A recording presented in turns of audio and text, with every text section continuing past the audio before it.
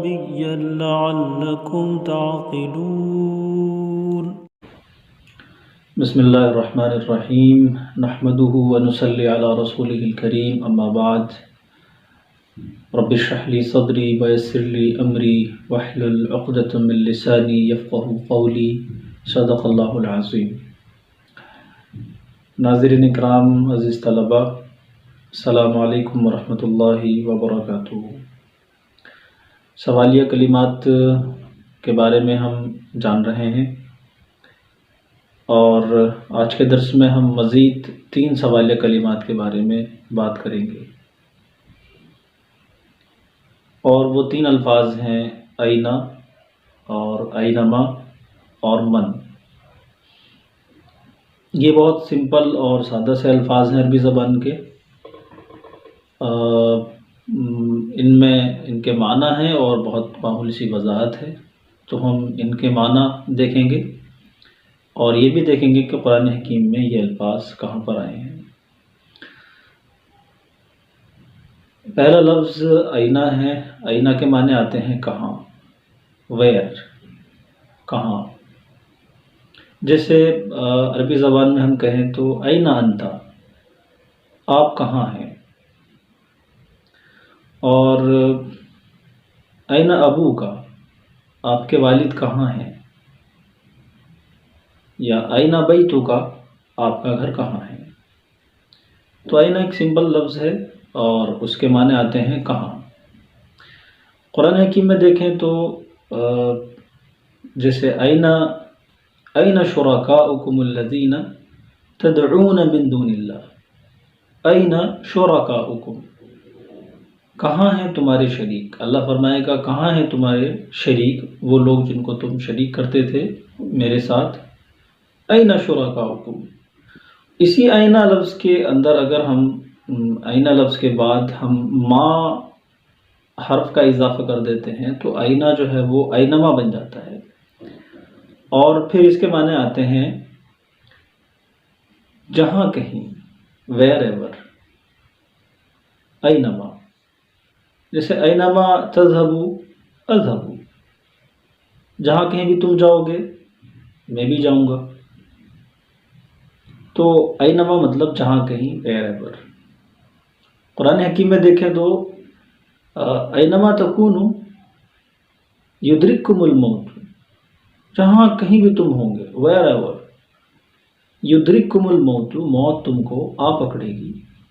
ولو کنتم فی بروج مشیدہ، چاہے تم مضبوط بنے ہوئے برجوں میں، محلوں میں ہی کیوں نہ ہو، وہاں بھی موت تمہیں پکڑ لے گی. تو اس آیت میں اینما استعمال ہوا ہے اور اس کے معنی ہیں جہاں کہیں، ویر ایور یو آر، اینما تکونوا. اسی طریقے سے ایک لفظ اور ہے اینما تکونوا یأتی بکم اللہ جمیعا، جہاں کہیں بھی تم ہوں گے، ویر ایور، اینما جہاں کہیں بھی، اینما تکونوا جہاں کہیں بھی تم ہوں گے، یأتی بکم اللہ جمیعا اللہ تم سب کو لے کر کے آ جائے گا.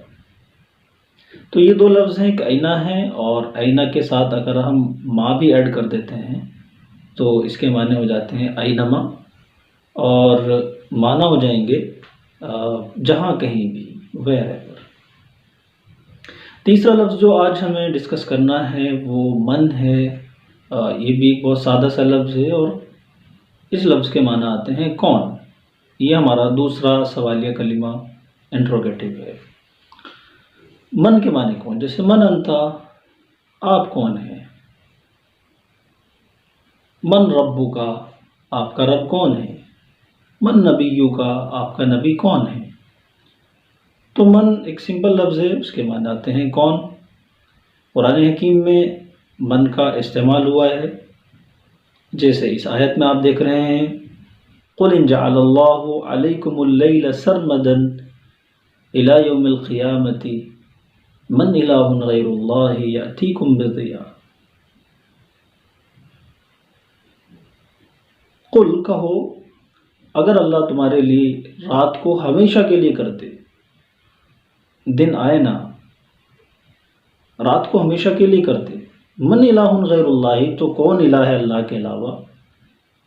یاتیکم بضیاء، جو تمہارے لیے ضیاء، دن کی روشنی لے کر کے آئے گا۔ افلا تسمعون، تو کیا تم نہیں سنتے؟ اسی طریقے سے قل ان جعل اللہ علیکم النہار سرمدا الی یوم القیامہ من الہ غیر اللہ، من الہ غیر اللہ یأتیکم بلیل تسکنون فیہ، کہو اگر اللہ تمہارے لیے ہمیشہ کے لیے دن کر دے تو اللہ کے علاوہ کون ہے جو تمہارے لیے رات لے کر کے آئے گا جس میں تم سکون اور آرام حاصل کرو گے۔ تو ان دونوں آیات میں ہم دیکھ رہے ہیں کہ من استعمال ہوا ہے اور اس کے معنی آتے ہیں کون۔ تو ابھی اس بات کا اہل تو نہیں ہے آپ کے پوری آیات کا ترجمہ کر سکیں اور اس کو سمجھ سکیں۔ جیسے جیسے گرامر آگے بڑھتا جا رہا ہے آپ کو پرانی آیات کے الفاظ معلوم ہوتے جائیں گے، ان کا گرامر معلوم ہوتا جائے گا، اور ایک وقت ایسا آئے گا اس کورس کے آخر تک کہ آپ بآسانی قرآن حکیم کا ترجمہ سمجھ سکیں گے، اس کی ہر آیت کا اور آیت کے ہر لفظ کا گرامر اور اس کے معنی آپ کو معلوم ہوں گے۔ تو آج کے درس میں ہم نے 3 الفاظ سمجھے ہیں، ایک اینہ ہے، دوسرا اینما ہے، اور ایک من ہے۔ اینہ کے معنی آتے ہیں کہاں، اس کی مثال ہم نے قرآن حکیم سے دیکھی۔ اینما کے معنی آتے ہیں جہاں کہیں، اور من کے معنی آتے ہیں کون۔ تو اب یہ آپ کے سامنے آپ کی اسکرین پر کچھ آیات کے ریفرنسز ہیں، سورت نمبر ہے اور آیات نمبر ہیں۔ آپ ان ریفرنسز کی مدد سے قرآن حکیم میں اینہ، اینما اور من کا کہاں پر استعمال ہوا ہے وہ بآسانی دیکھ سکتے ہیں۔ تو آج کے درس میں اتنا ہی، انشاءاللہ پھر اور کلمات کے ساتھ نئے درس میں حاضر ہوتے ہیں۔ السلام علیکم ورحمۃ اللہ وبرکاتہ۔